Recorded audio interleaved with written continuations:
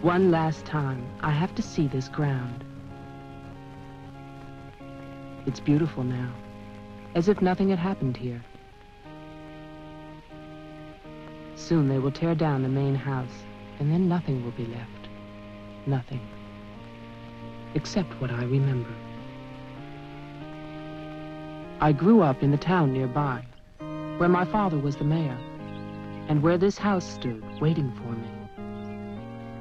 It was built by Wilfred Butler. We had never seen him, and he never lived at home. Until the day before Christmas in 1950, he finally did come back for the last time.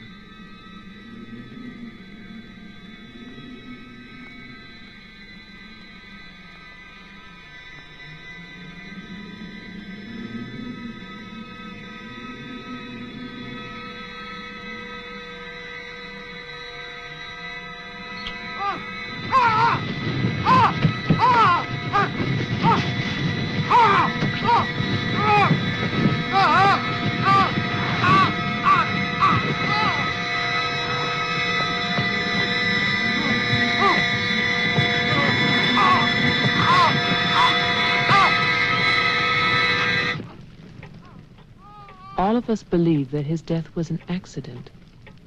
No one knew that another person had come to Butler House that Christmas.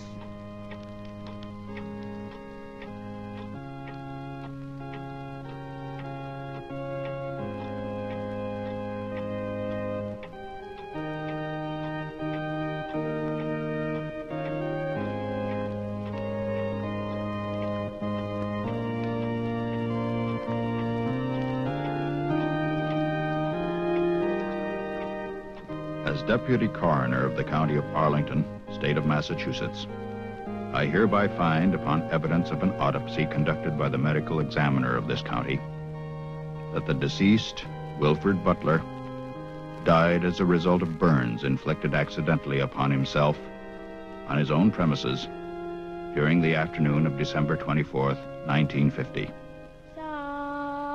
No further inquiry shall be held over the body of the deceased, and this inquest is officially closed. All is calm, all is bright, round yon Virgin Mother and Child.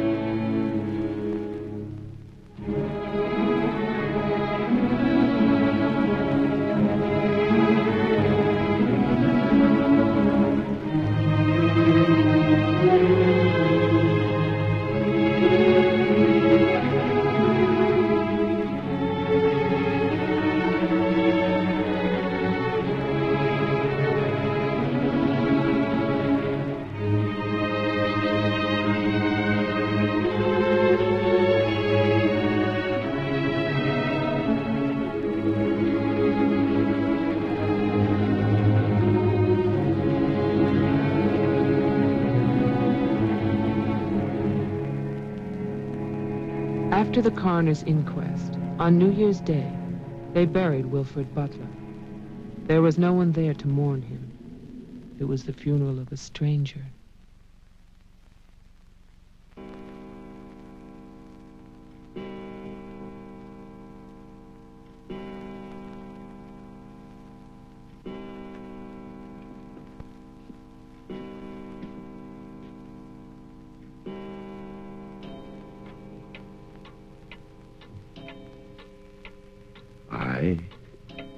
Wilfred Butler, being of sound mind and body, at least what the world considers sound, do hereby leave my house and its grounds and all personal effects within that house to my only surviving relation, my grandson, Geoffrey Butler. And I solemnly charge him with one duty. Let him leave the house as I left it, standing untouched to remind the world of its inhumanity and cruelty. For 20 years, that house lay empty, exactly as Wilfred left it. And then, last year, rumors began that it was finally being sold. The newspaper story traveled through the county to a state hospital for the criminally insane.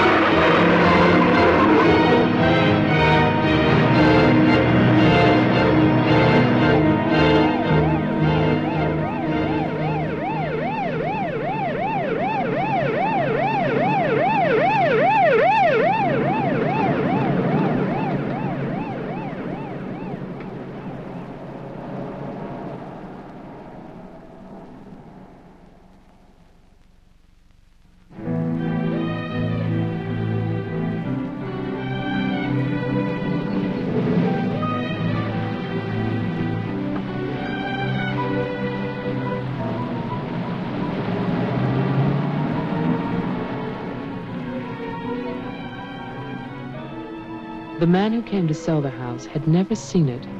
He was a lawyer from the city, just doing a job and enjoying it.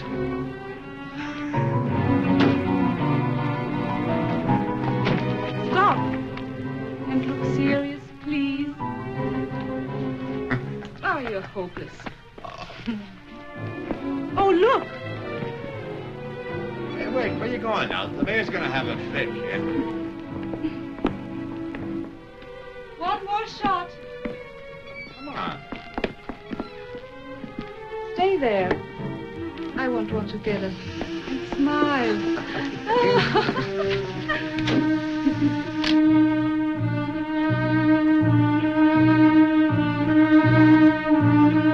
For all the news as it happens, stay tuned to WLIX, your voice of the Northeast. This is Roger Fowler with local stories. First, today's headlines. A warehouse fire still rages in Elizabeth. Police suspect arson. That escaped inmate at Margaretville State Hospital still at large, still hunted by state police. And over in Roxbury, the city passes a controversial housing code.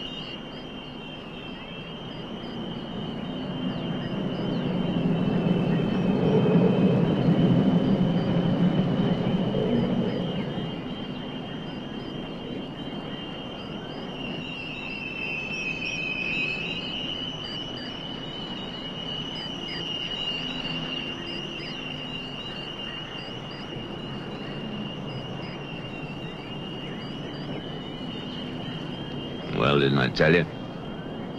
It's beautiful. Can we see the rest of it? Honey, that was it. I think the mayor's waiting for me.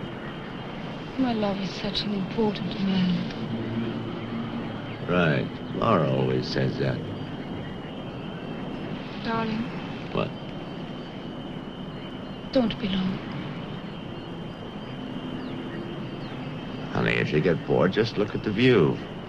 Sooner or later, that viaduct's gonna take us back home.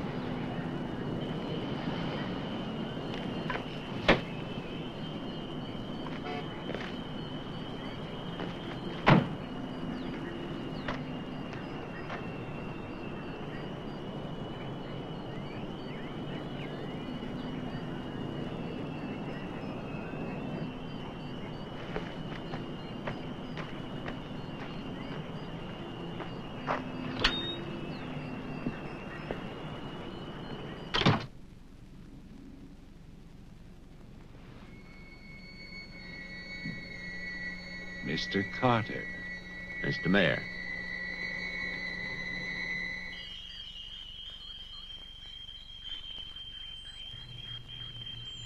Let me introduce you. This is Charlie Toman, who publishes our weekly newspaper, The Patriot. Mr. Tolman. And this is Tess Howard. How do you do? She operates our switchboard. Oh, really? We call her the communications director. And this is Bill Mason, Mason. our sheriff.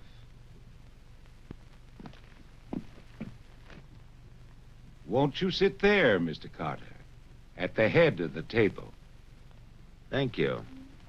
I didn't expect to meet you all together. It's quite a reception.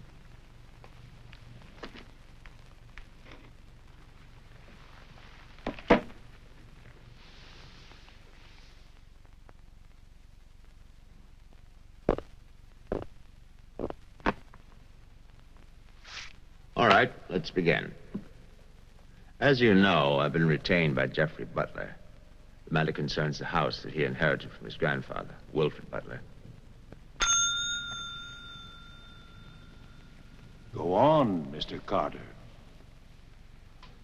I believe that you offered to buy the house from my client. Offered. We begged him. We wrote letters and we... That's enough, Tess. Well, it's true. Trouble. There's always trouble. I can sympathize. I spent the last 20 years and more driving people away from there. Prowlers, burglars, kids, they're the worst. Chasing for nothing because of that will. That dribble about humanity. No. Inhumanity. What the hell is that, huh? Yes, well, he was a bitter man. Hate. It must have been very hard. It must have been hate.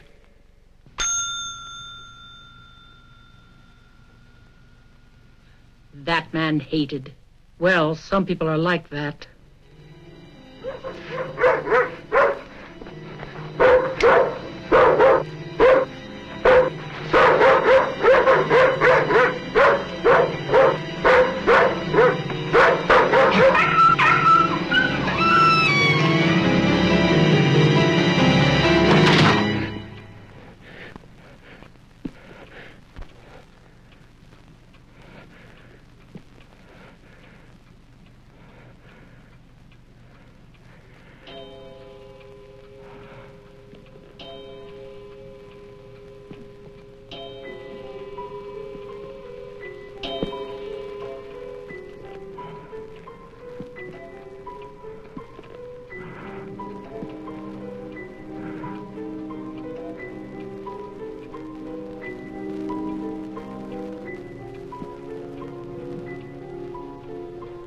The question is, well, do you still want the house? Are you offering it to us, Mr. Carter? Exactly. Why now? Well, that's Mr. Butler's business, isn't it? You know we're not rich. Most of us came here during the Depression. But we love this town. It's our home. And naturally, you want to improve it. Exactly. My client understands that, and he fully sympathizes, and he's willing to sacrifice the house for $50,000 in cash by noon tomorrow.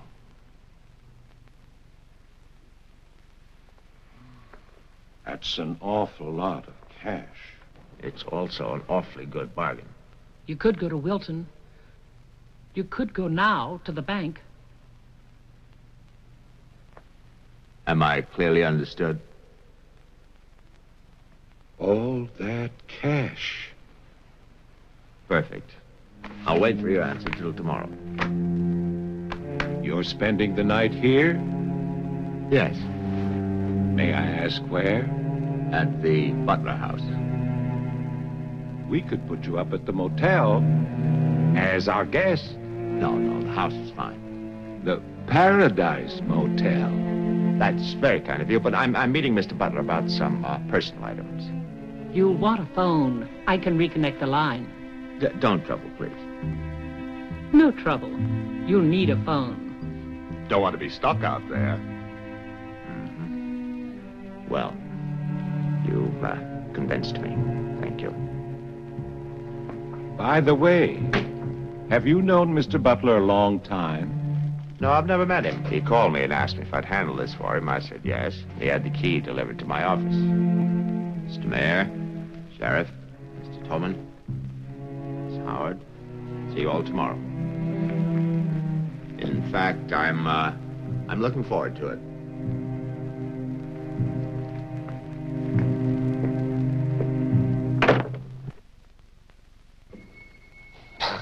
Slick, really slick. He's a big lawyer, Bill. You've got to expect that. Don't tell me about lawyers. Oh, you see the way he looked at us? You see his clothes? He's doing his job. Just don't tell me about lawyers. You know what I'd like to see?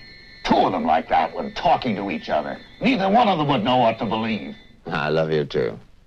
Honey, when I get home, I'm going to have a nice surprise for you. Oh, no, I can't tell you what it is now. It wouldn't be a surprise, now would it? No, I can't come home now, but it'll be very soon. Very soon. Honey, of course I miss you. Yes, I miss Mommy, too. Laura, how are you, kid?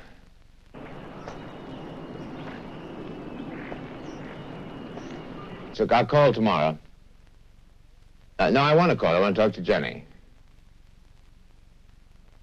Yeah, well, as a matter of fact, I'm having a fine time.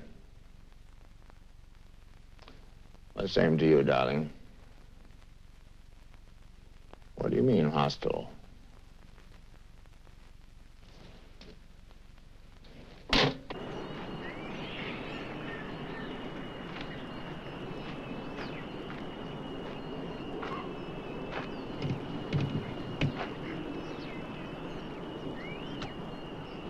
I was wondering, if we get it, what then? Tear it down. Okay. I'd better get going. Do me a favor, Tess. Call Diane, tell her I'm going to Wilton, and I'll be back late.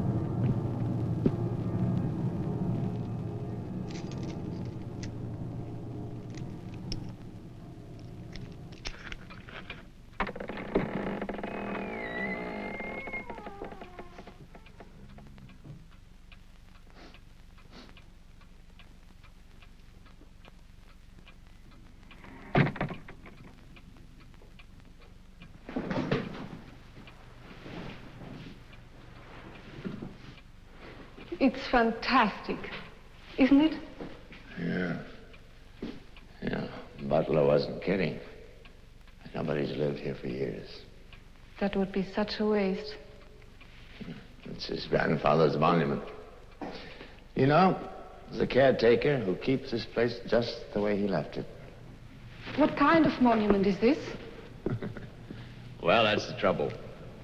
Nobody remembers anymore. That's what usually happens in America. I remember this. And he walks with me, and he talks with me, and he tells me I'm his own. And he walks with me, and he talks with me, and he tells me I am his own, and the joy we share as we tarry there. You're not serious. I used to hear that at funerals. At funerals? Yes. When I was a kid in Chipley, Georgia. There's also a Chipley, Florida. But they have both been subsequently eradicated from the map. None other has ever known.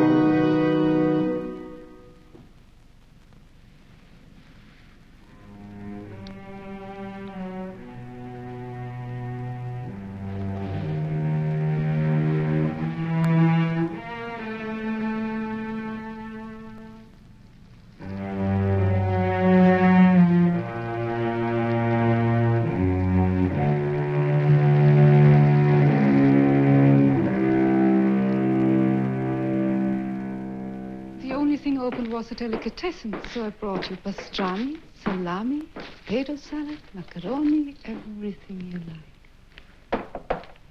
I'll have bologna and macaroni. No, some of that potato salad. Did you pick the wine, too? The delicatessen man took a personal interest in its selection. Oh, well, we got lucky again. That's early 1970. That's hard to come by. Can I have some, too? Of course you may.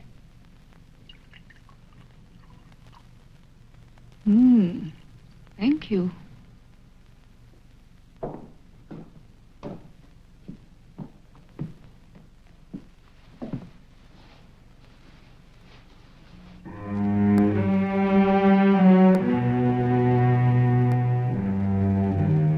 must have been wonderful.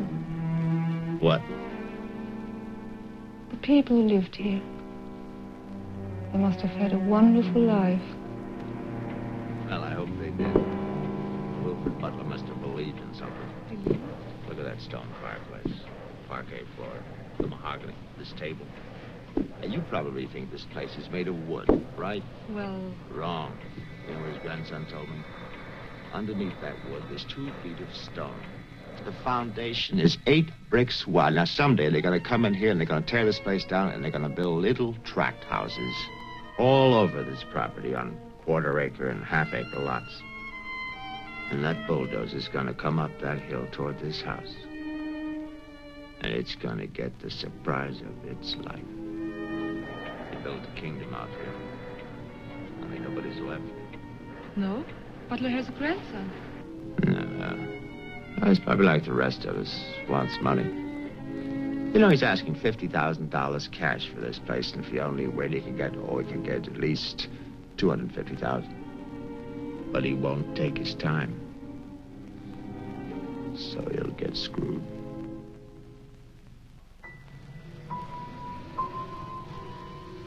Do you want to go upstairs now? Soon. You know, one of the great pleasures in life is the pleasure of anticipating pleasure. Isn't it? We are very close now, aren't we? Sure, honey. Very close.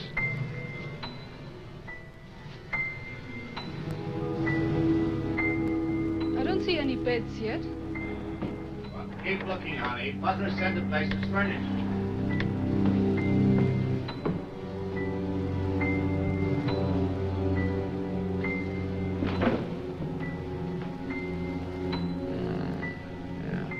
It's furnished.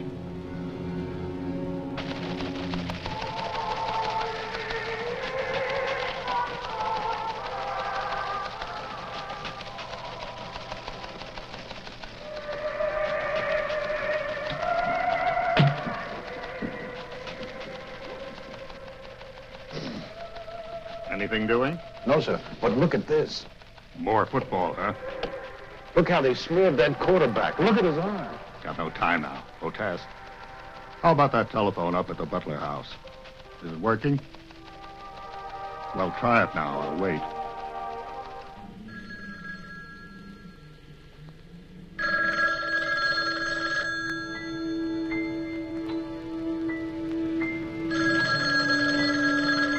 Hello? Oh, yes, Miss Howard. Yeah, the phone's working fine. Very nice of you to call. Thank you. Good night. Honey, I'm going down to the car to get some cigarettes. Be back in a minute. Okay. Don't get lonely. No, no.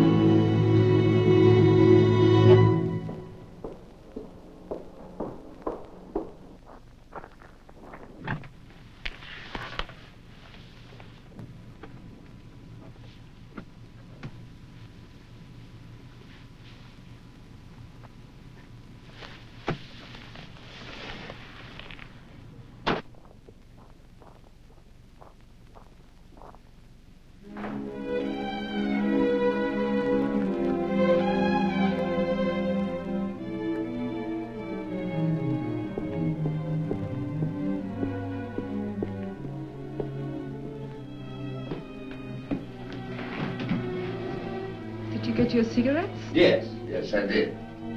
May I have one? Sure. No, it's the most amazing things. These cigarettes come in these very small packages these days. Oh, that's for me? Mm-hmm. Can I open it? Oh, no. Our Christmas is day after tomorrow. Is that an order? Yes, ma'am, that's an order.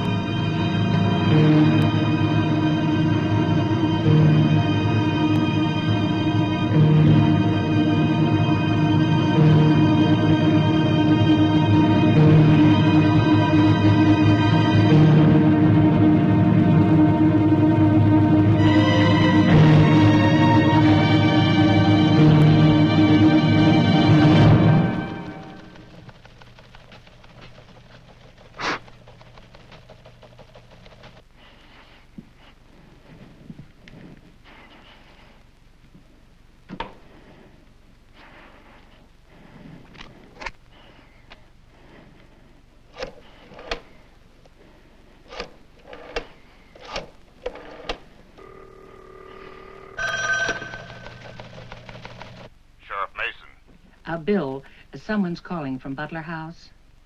Okay, put him on. Go ahead now. Mr. Carter? I'm not Carter. Who is this? The owner. Butler. I'm worried, Sheriff. Carter's not here. Speak up, I can't hear you. I can't. I'm sick. Can you come here? What is it? What's wrong? His car's here, but he's gone. Won't you come? Okay. Now you stay put in that house. I'll wait for you. Please, hurry. I'm afraid. Now take it easy. I'm coming.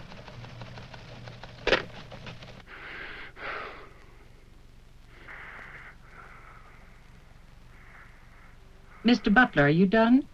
Tess, I've come back. What's that?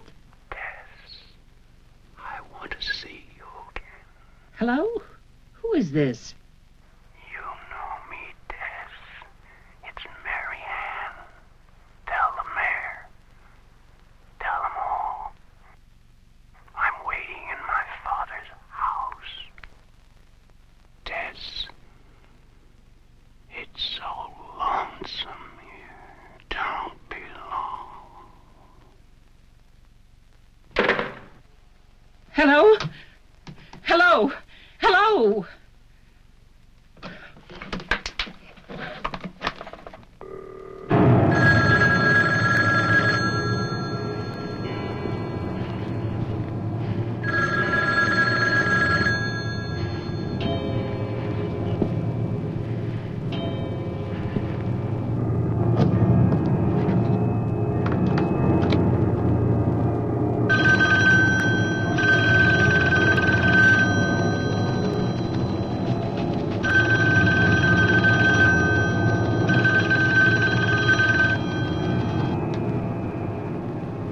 My God, where is everybody?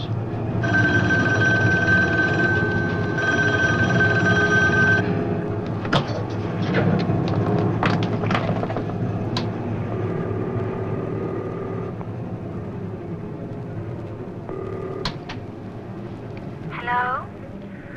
Oh, Maggie, thank goodness. What is it, Tess? Something's come up. Something urgent. Can you start early? Oh, honey, I'm watching TV. Maggie Daly, you get yourself over here. What is it? Just get moving, Maggie. Just please hurry.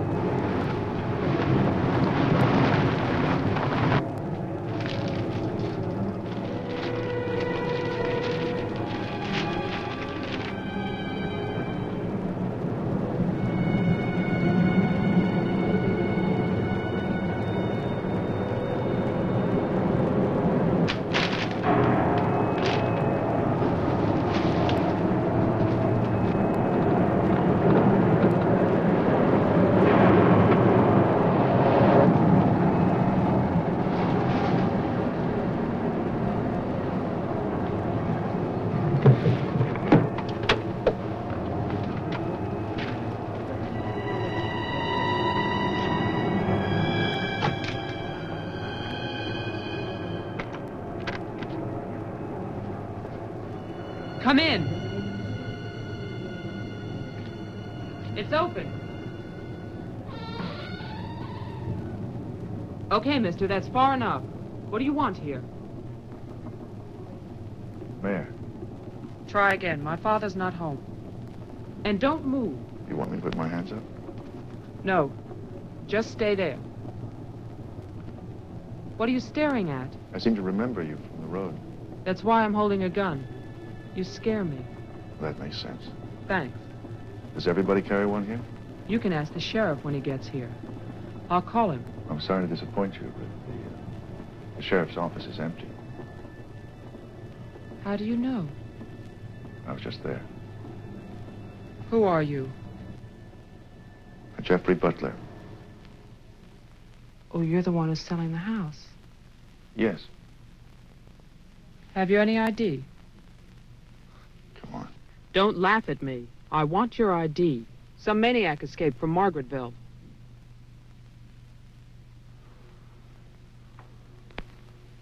Okay.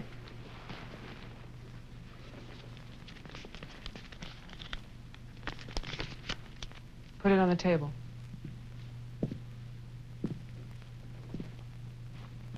Now go back.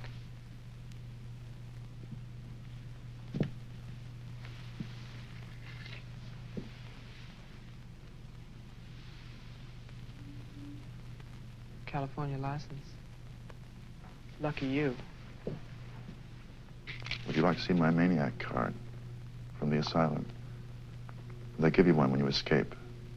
There's a big scarlet M on it so people won't get confused. Okay. Look, I'm sorry about the gun. My father's in Wilton getting your money. All I want to do is to get into my house. The sheriff's deputy might have a key. He's about the only one I know of. Well, where's he? You go down the road about 1.5 miles till you come to a white house with a white fence. And then you can't miss it. Thanks. That's okay. Merry Christmas. Same to you.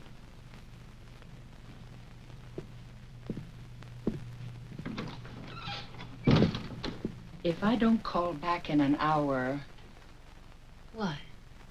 Call the mayor or Mr. Tone and nobody else. Promise me you'll do that. Well, sure. Mark it down, honey, so you'll have it. Sheriff to 301. I'm heading west on Route 5 to Butler House.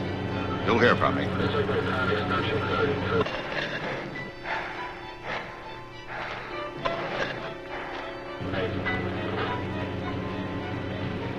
What the hell? What's that light out there?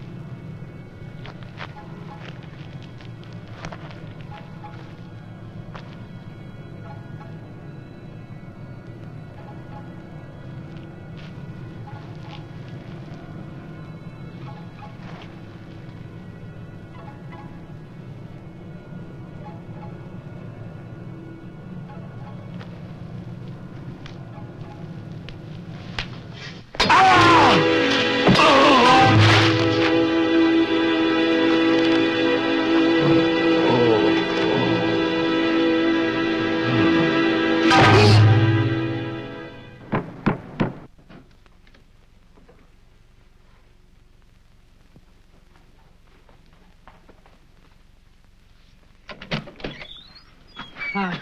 Hi. Did you find the deputy? No, I wasn't there. Oh.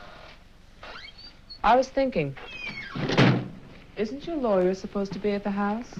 The door was locked. His car was there, so I borrowed it. You mean you stole a car? Yeah. Keeping it warm. What if he needs it? Let him find me. Who's coming to dinner? Oh, Daddy. We always have dinner every Thursday. Do you want something? No, I ate Paradise Motel. Yeah, I know. It's awful. What about a drink? Yeah. It's cheap bourbon, but that's a big favorite around here. Do you want ice? No, straight. You look tired. I am tired. Well, here's to a fast dollar. Cheers.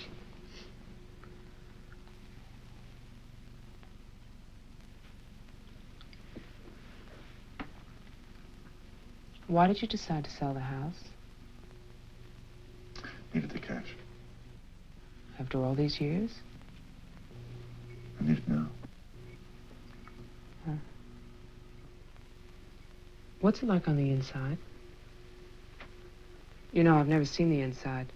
When I was a child, my father told me to stay away from it, or something terrible might happen. Sort of like a haunted house. I haven't seen it either.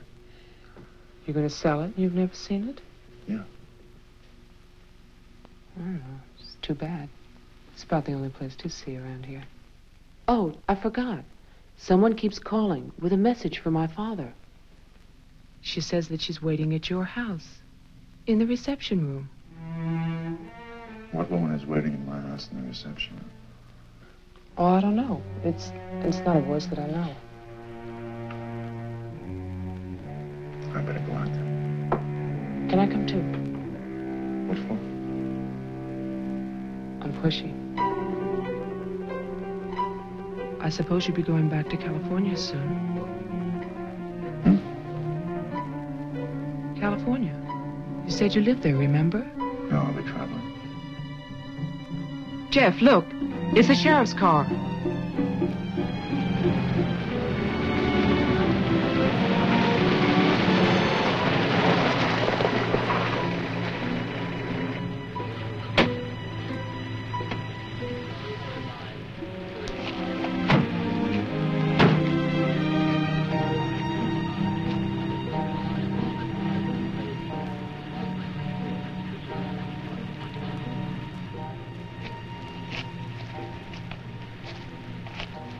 There's a light.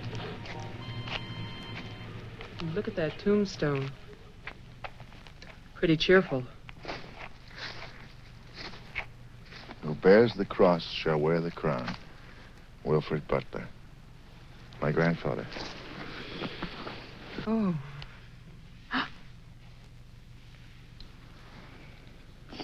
Someone left their sunglasses in the snow. They're the sheriff's. My lawyer's missing. So is the sheriff. You get strange phone calls. And now someone's fascinated by my grandfather's grave. Let's get out of here. You still want to go to my house? Yes. But I don't want to go alone. Listen. I'm not nervous. Well, of course you're not.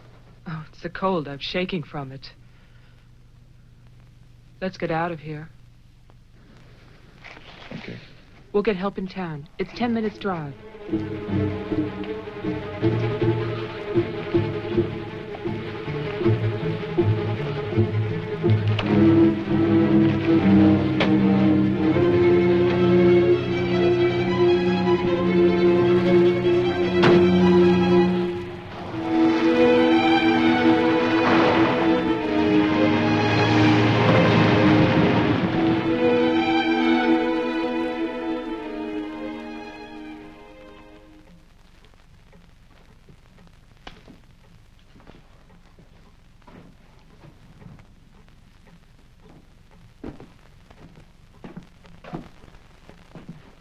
Night, Mr. Tillman.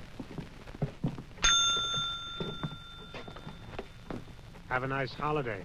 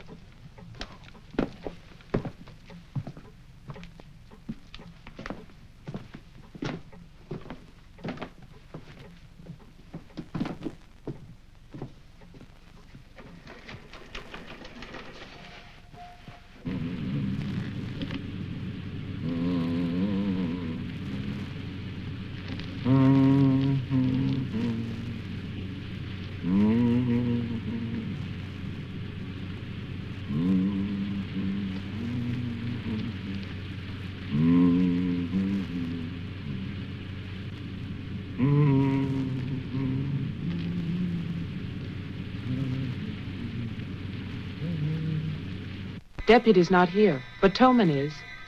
Who's Tolman? Come on, you'll see.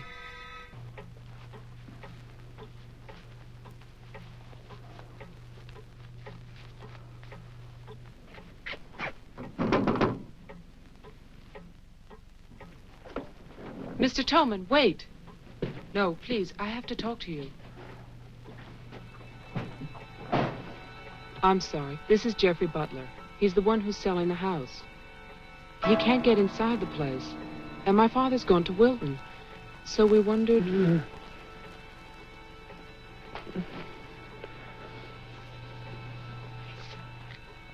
Anything wrong? He'll tell us. Tess has gone to his house. Why would she go there? I don't know.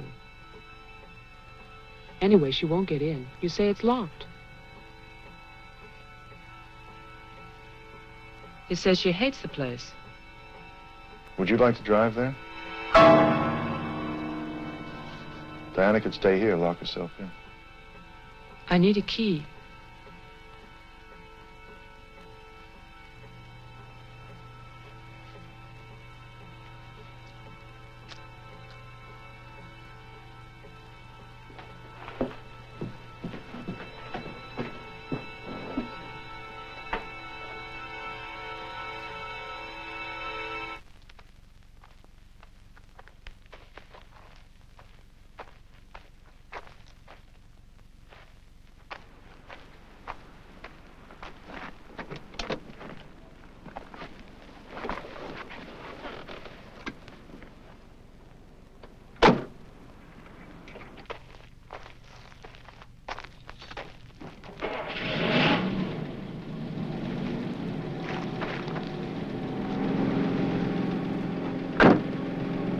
Oh, man, this isn't my house. It's Tess's.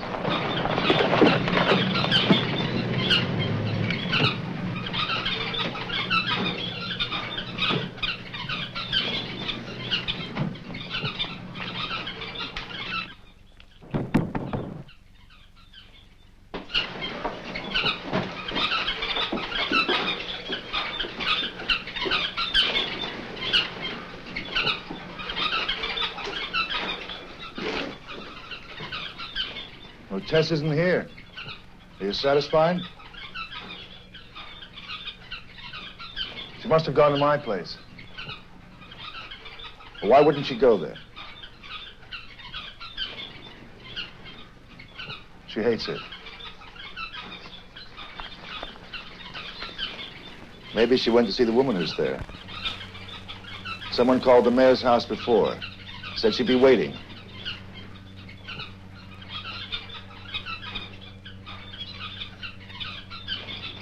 What is it?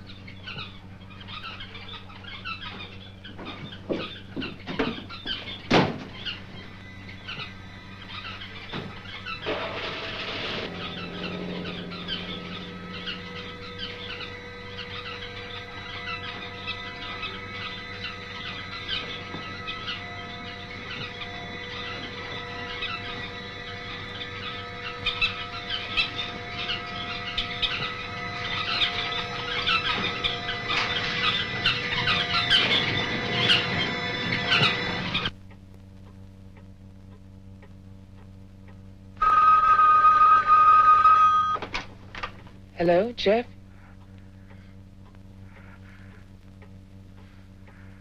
Hello? Is anybody there? Who is this? I'm Diane Adams. I spoke to you before. Bring your father to the house. This is Marianne. Tell him I have the diary. I'm waiting. Who are you? He'll know. Christmas Eve, 1935. Hello? Hello?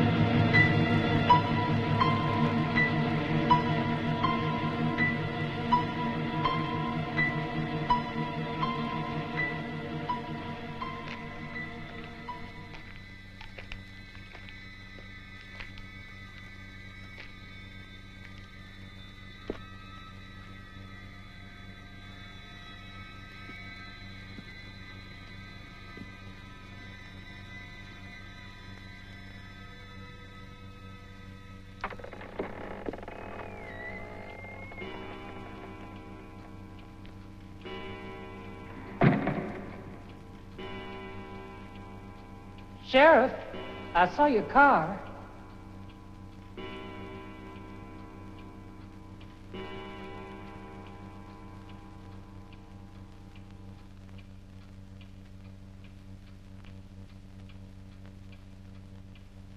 Bill? Is that you?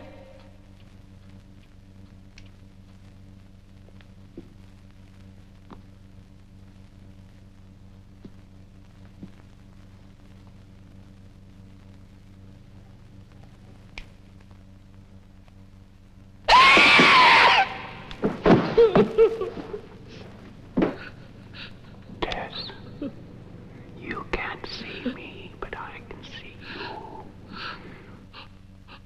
you. Oh, yes, I remember that face. You're older now, and fatter, but still, Tess. And you're frightened, aren't you? Don't be afraid. I want to help you. Take my hand. Take it, Tess.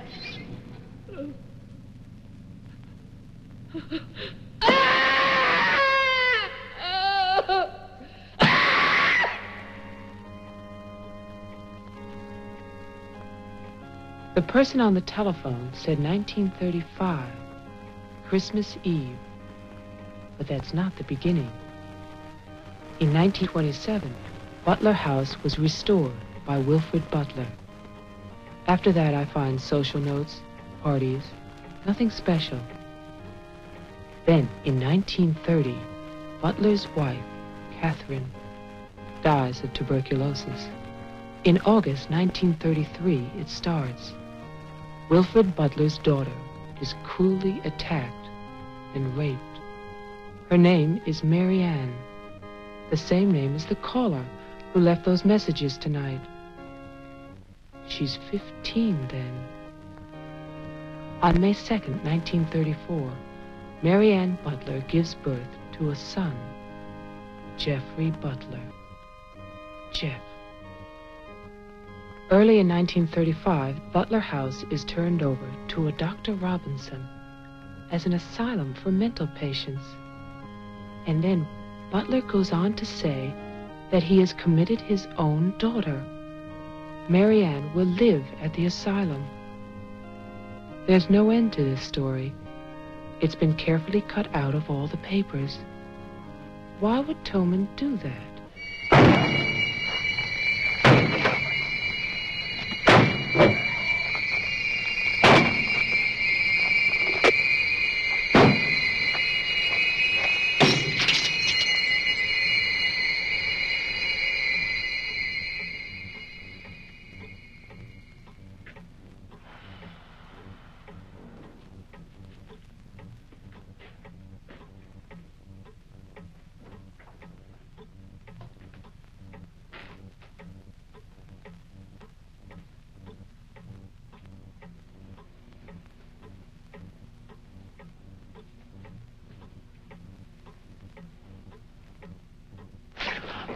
scared me. What happened? What happened is, Tess has 40 bird cages. Toman is hysterical. Everybody's at my house but me. It's cold outside, and you forgot to lock the door. Jeff, how old are you? How old am I? You mean, how many years have I lived? No. There's a lot in the paper about your family. I don't want to talk about my family. Wait a minute. There's a woman calling, and she says her name is Mary Ann. That was your mother's name, wasn't it? My mother died in childbirth. That's when I started traveling.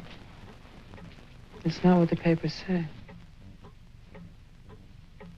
What's your point? I just thought that you should read something for your own good.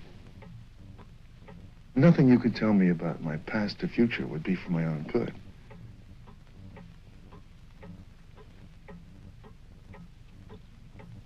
Where is the paper? It's on the table.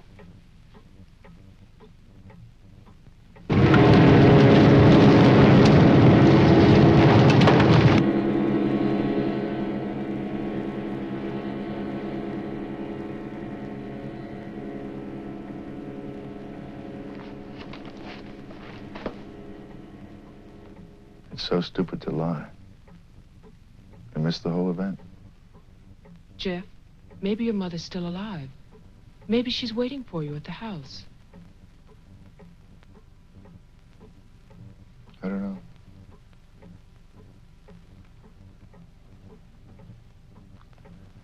Come on. No more side trips. Let's go out there.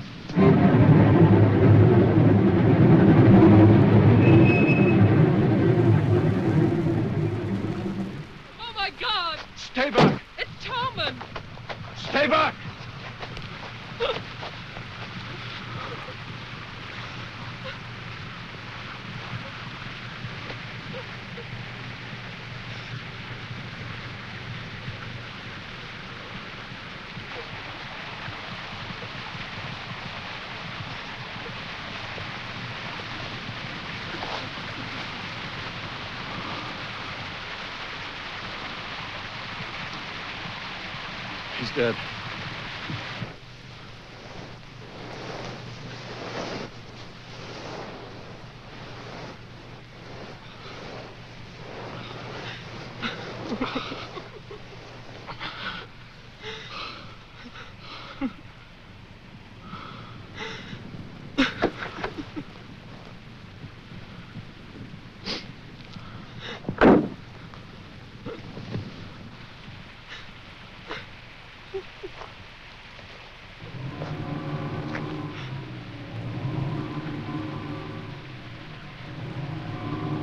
His hands. Somebody cut off his hands. You killed him. You killed Toman. He's asking for help. You killed him.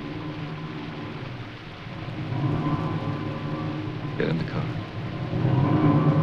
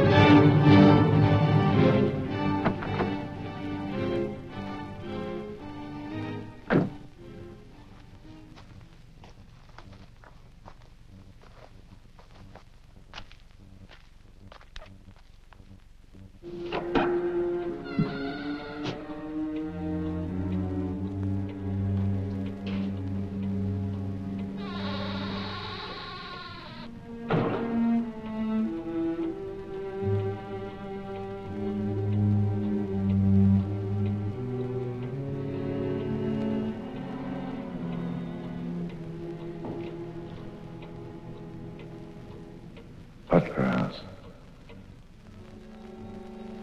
The keys. He took them.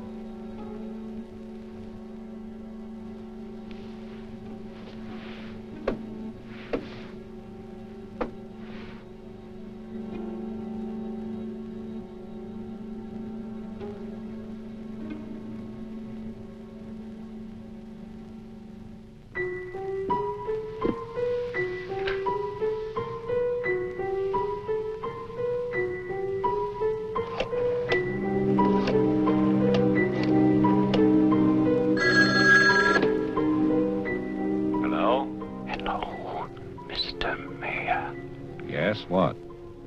This is Marianne Butler. I'm calling from my house. Won't you come over here, Mr. Mayor? We're having a reunion. Everyone's here, even your daughter.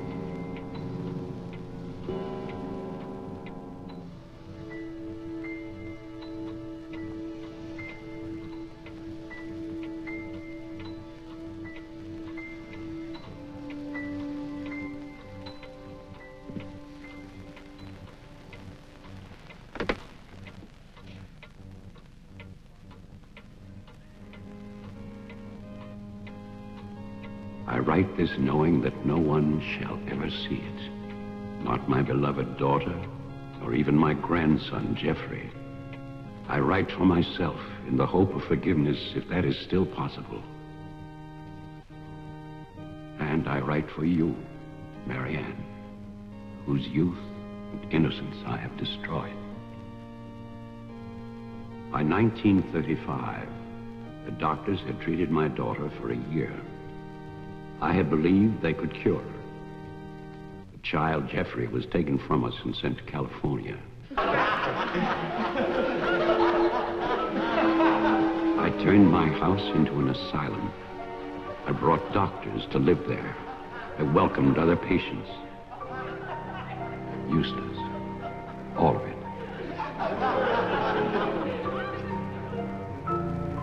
I remembered what she had been. There was never a lovelier, happier child.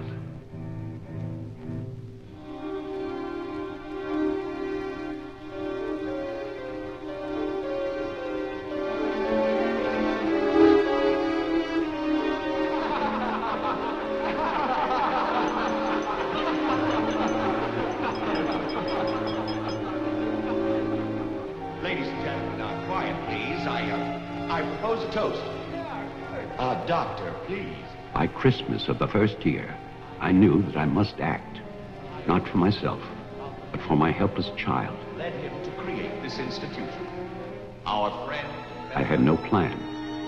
All I knew was that I must take her from these men with their promises, their lies. Shall we?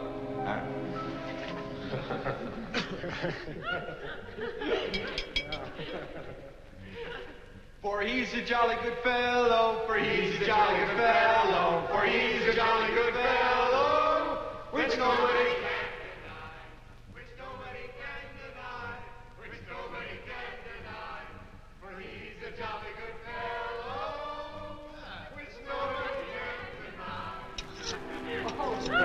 I knew that they would gorge themselves into a stupor that afternoon. It was their celebration. I expected no less. Since they had come into my house, they had acted as if they owned it. They had behaved like poor relations, half guilty, but finally unable to control their appetites.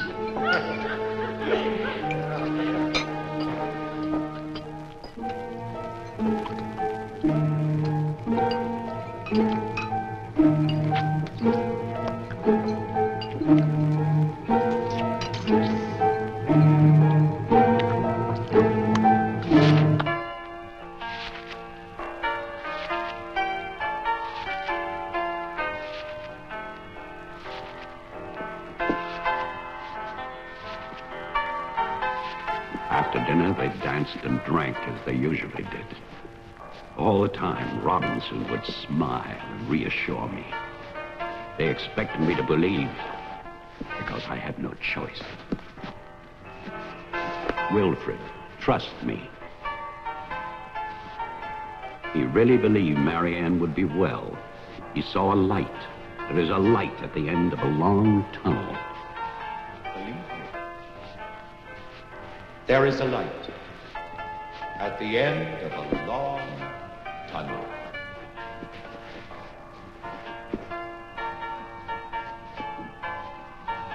Stay here, Doctor.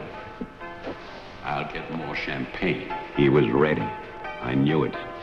Drunk and fat and full of his own importance.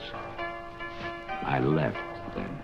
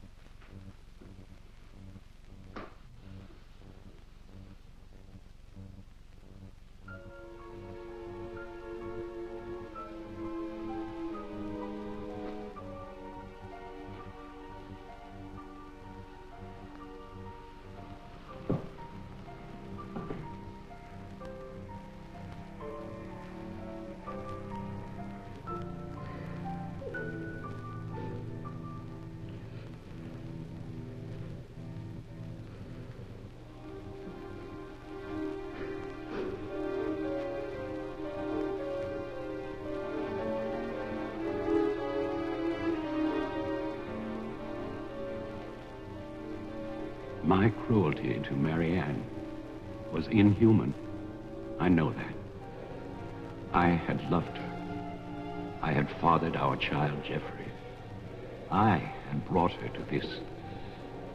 But I swear that on that afternoon, all I wanted was to save my child.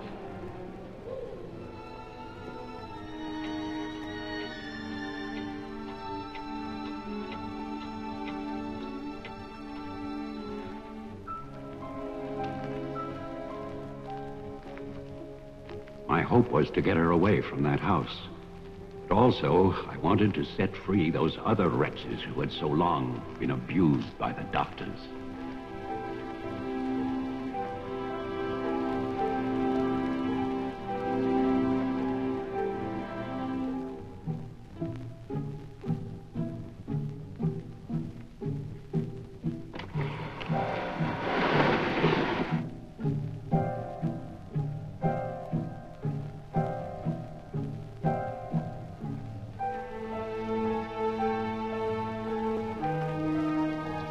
I knew what they might do if these inmates were freed. And this is my guilt. I knew, and still I freed them.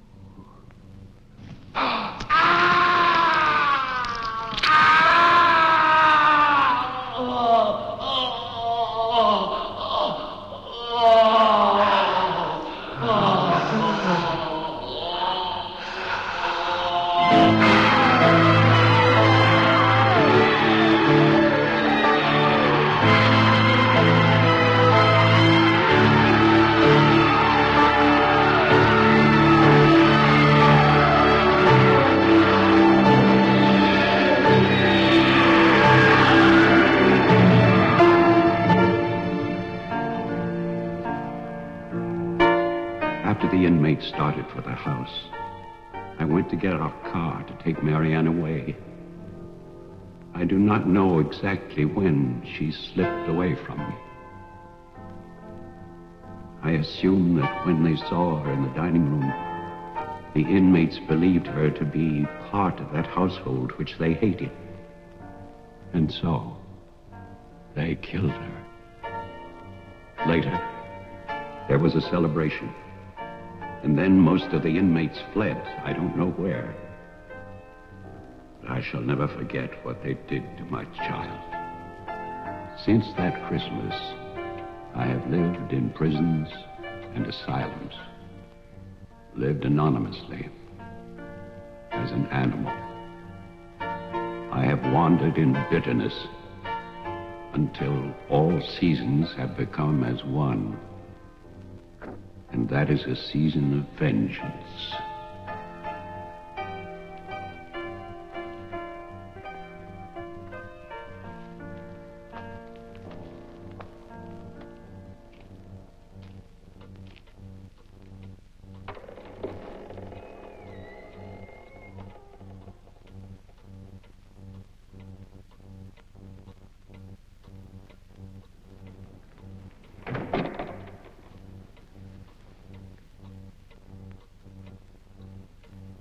Jeff.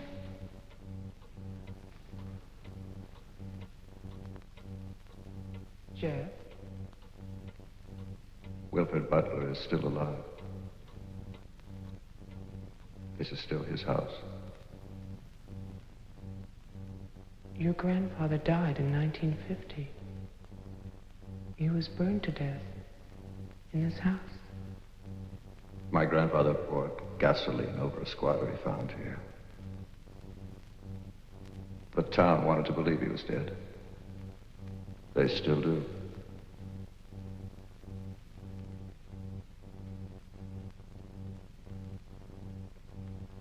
This house was an asylum. There was a massacre by the inmates. Tess, Tolman, the sheriff. Your father. No. All inmates.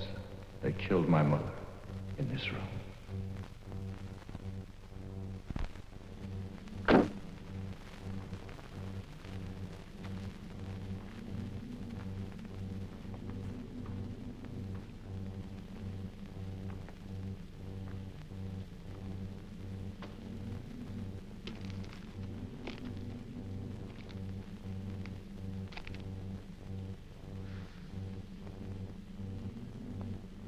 Who's that? Who's there?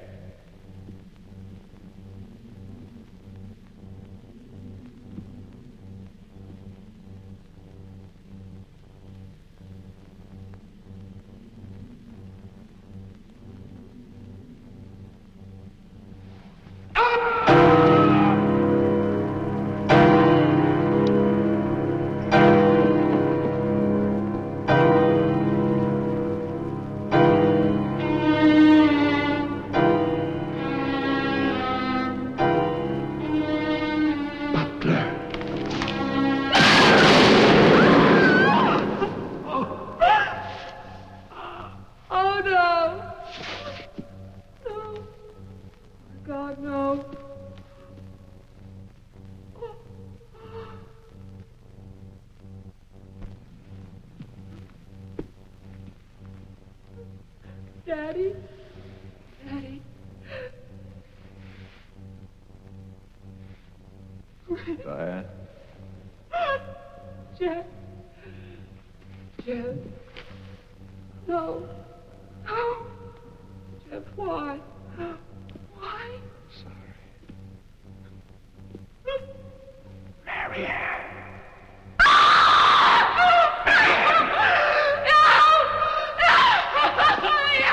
Don't run away. Don't. I'm your father. Don't be afraid. I won't hurt you. Please. It's all right. I won't hurt you. I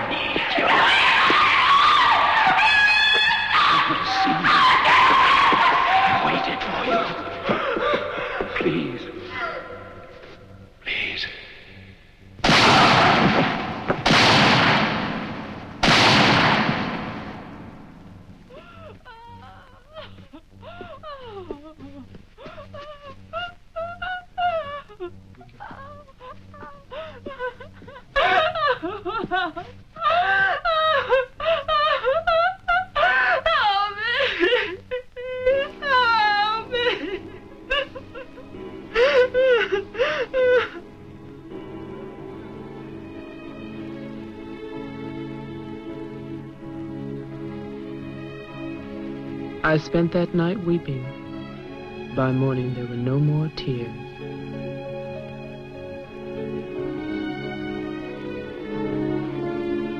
I know that my father and Jeffrey both thought they were shooting at killers, but they were simply the last victims in that house of victims.